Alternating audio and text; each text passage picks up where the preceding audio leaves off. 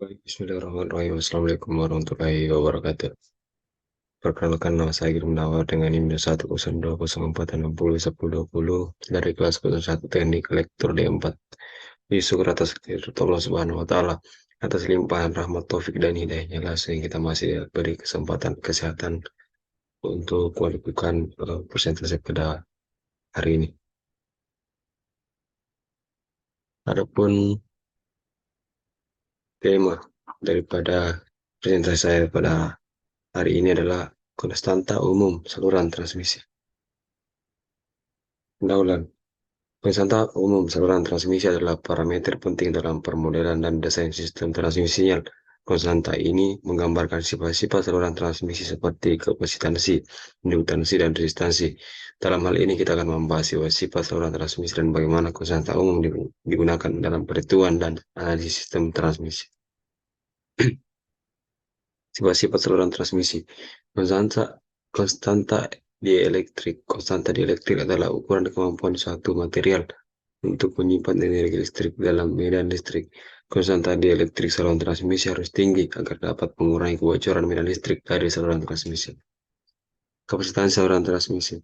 Kapasitas saluran transmisi adalah kemampuan saluran transmisi untuk menyimpan muatan listrik. Kapasitas ini harus dipertimbangkan dalam perancangan saluran transmisi agar dapat mengurangi kebocoran medan listrik dan interferensi dengan saluran transmisi lainnya.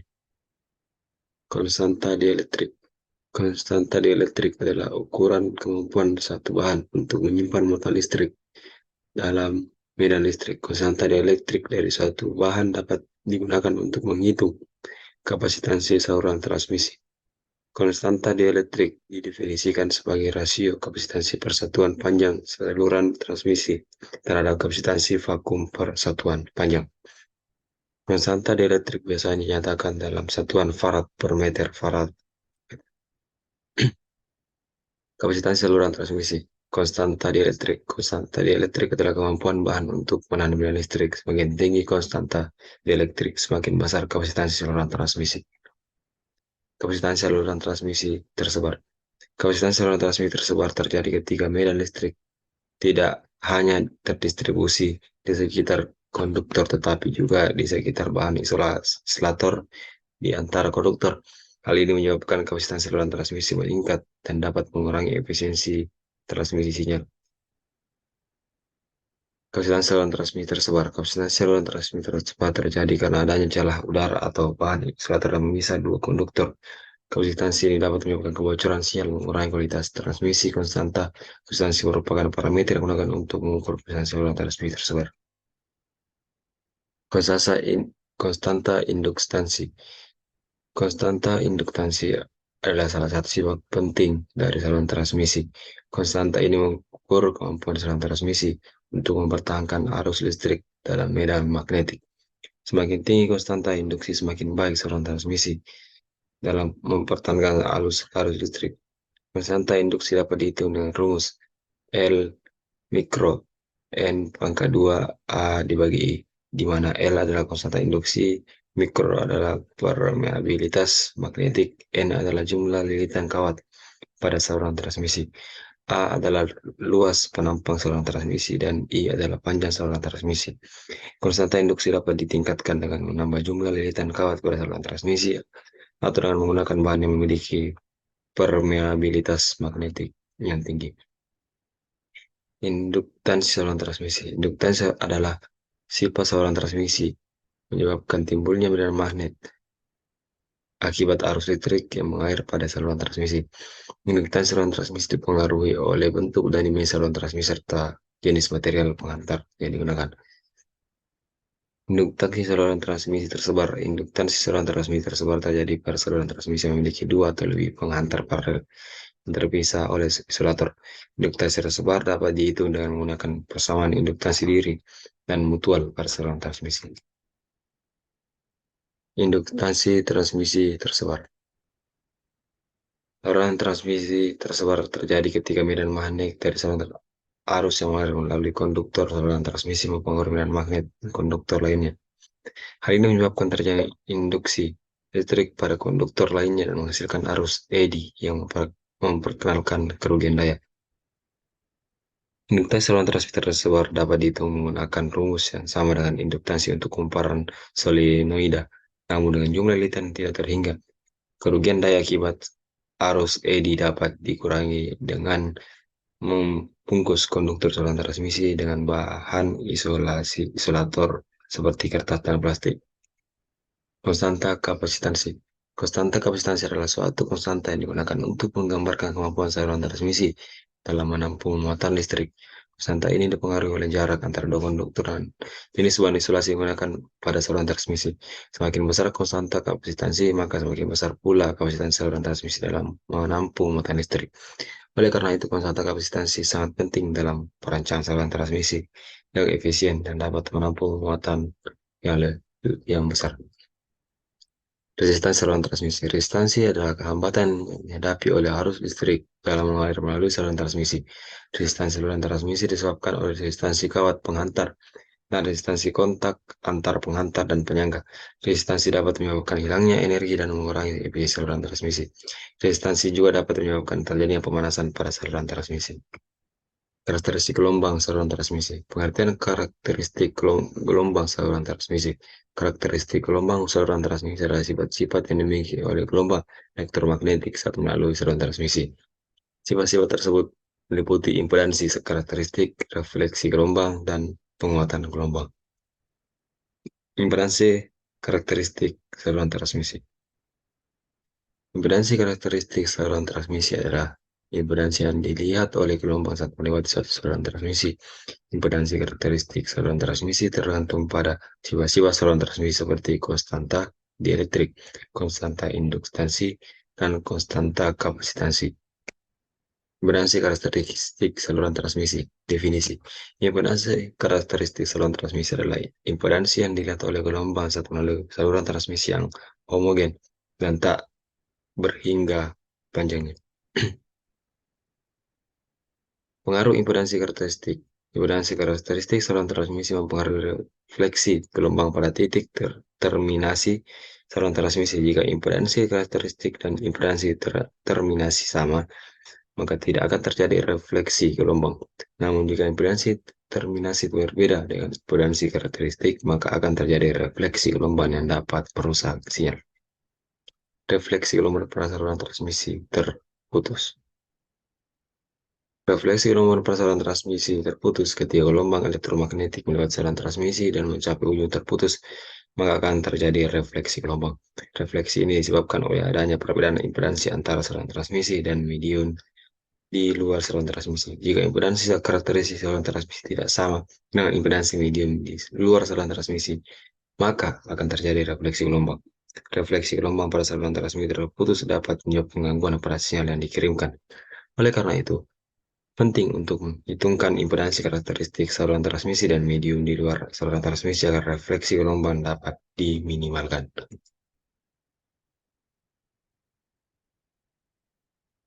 Refleksi gelombang pada saluran transmisi terhubung. Refleksi gelombang pada saluran transmisi terhubung terjadi ketika gelombang yang dikirimkan oleh sumber bertemu dengan beban di ujung saluran transmisi. Sebagian dari gelombang akan dipantulkan kembali ke arah sumber dan sebagian lagi akan diteruskan oleh saluran transmisi menuju beban. Refleksi gelombang dapat menyebabkan kerusakan pada sumber dan beban serta menyebabkan hilangnya daya pada saluran transmisi. Penyebab refleksi gelombang pada saluran transmisi terhubung. Beberapa faktor yang menyebabkan refleksi gelombang pada saluran transmisi terhubung antara lain ketidakcocokan impedansi antara sumber dan beban, kecacatan pada saluran transmisi, dan panjang saluran transmisi yang tidak sesuai dengan panjang gelombang yang dikirimkan oleh sumber. Koefisien refleksi. Koefisien refleksi adalah rasio antara gelombang refleksi dan gelombang transmisi pada suatu saluran transmisi. Koefisien refleksi bergantung pada impedansi karakteristik saluran transmisi dan impedansi beban. Koefisien refleksi dapat dihitung dengan menggunakan rumus R sama dengan ZL dikurang Z0 dibagi ZL ditambah Z0, di mana R adalah koefisien refleksi, ZL adalah impedansi beban, adalah Z0 adalah impedansi karakteristik saluran transmisi. Koefisien refleksi dapat digunakan untuk mengukur beberapa seberapa baik suatu saluran transmisi menyelesaikan impedansi beban dengan impedansi karakteristiknya. Efek histerisis pada saluran transmisi. Efek histerisis terjadi ketika medan magnet berisolasi pada frekuensi tinggi dalam saluran transmisi. Efek ini dapat menyebabkan hilangnya energi dan distorsi gelombang yang dapat mempengaruhi kinerja saluran transmisi. Untuk mengurangi efek histerisis, beberapa strategi dapat dilakukan. Salah satunya dengan menggunakan bahan ferromagnetik yang memiliki histeris yang rendah. Selain itu, menggunakan lapisan tipis bahan ferromagnetik pada dinding saluran transmisi juga dapat membantu mengurangi efek histerisis. Efek skin pada saluran transmisi. Efek skin adalah fenomena di mana arus listrik mengalir pada permukaan saluran transmisi. Efek ini sering terjadi pada frekuensi tinggi dan dapat menyebabkan kehilangan daya pada saluran transmisi. Efek skin dapat dikurangi dengan menggunakan konduktor yang lebih tebal atau dengan mengurangi frekuensi sinyal pada saluran transmisi syarat optik. Efek skin tidak terjadi karena sinyal dikirim melalui cahaya.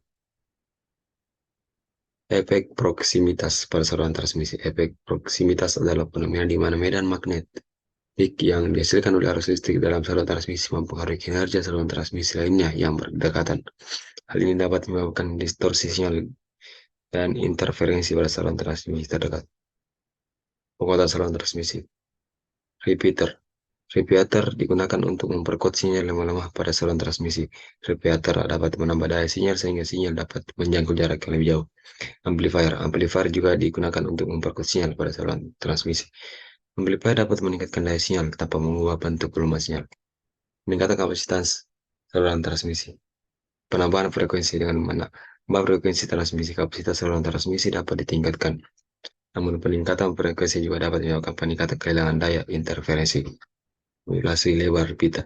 Dengan menggunakan teknologi modulasi lebar pita, kapasitas saluran transmisi dapat ditingkatkan dengan memperluas lebar pita sinyal yang ditransmisikan. Teknologi ini memungkinkan pengiriman lebih banyak data dalam satu waktu, namun memerlukan perangkat yang lebih canggih dan biaya lebih tinggi. Saluran transmisi rata optik. Pengertian refleksi gelombang per saluran transmisi. Saluran transmisi serat optik adalah jenis saluran transmisi yang menggunakan kabel serat optik untuk mentransmisikan sinyal cahaya. Kabel serat optik terdiri dari serat kaca atau plastik yang sangat tipis dan fleksibel, yang mampu mengantarkan cahaya dengan sangat efisien dan cepat.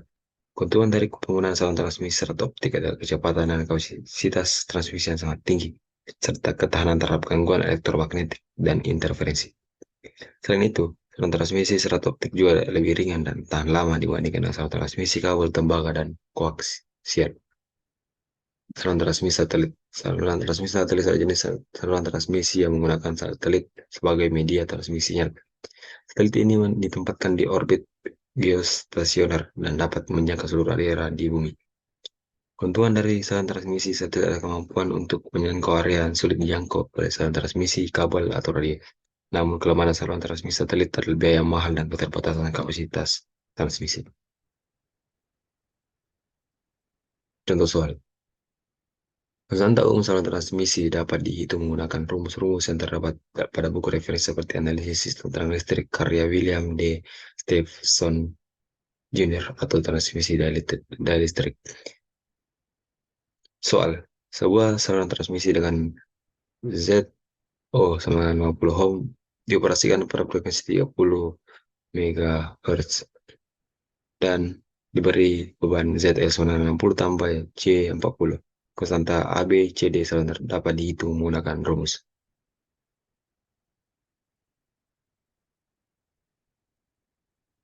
Z in sama dengan ZO, ZL ditambah ZO tan gamma gamma iota dibagi Z0 ditambah ZL tan gamma iota.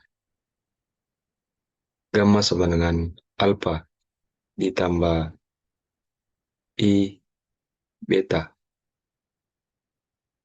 Alpha sama dengan R dibagi 2 akar LC. Beta sama dengan 2 pi F dibagi C akar LC. Z0 sama dengan impedansi karakteristik saluran. ZL sama dengan impedansi beban. I Saluran panjang saluran, R resistansi saluran persatuan panjang, L induk saluran persatuan panjang, C kapasitas saluran persatuan panjang, F saluran frekuensi operasi, C saluran kecepatan cahaya. Jawaban. Konstanta ABC di saluran transmisi adalah A sama dengan D sama dengan 0,936 ditambah J 0,016 sama dengan 0,936 A 0,98, B sama dengan 33,5 ditambah J 1338 sama dengan 142 A 76,4 dan C tanda kurung minus 5,18 ditambah J 914 tutup kurung dikali 10 6 M O. Kesimpulan, dalam saluran transmisi terdapat beberapa konstanta umum seperti konstanta dielektrik, kapasitansi, dan induktansi. Sifat-sifat ini mempengaruhi karakteristik gelombang pada saluran transmisi dan dapat menyebabkan efek histerisis,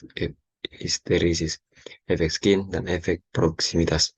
Untuk mengoptimalkan kinerja saluran transmisi dapat dilakukan penguatan saluran, pengurangan kehilangan daya, dan peningkatan kapasitas saluran. Selain itu, terdapat juga jenis-jenis saluran transmisi seperti saluran transmisi serat optik, saluran transmisi satelit, dan saluran transmisi radio. Mungkin itu saja presentasi dari saya. Jika ada kesalahan, saya meminta maaf. Wabillahi taufiq walhidayah. Wassalamualaikum warahmatullahi wabarakatuh.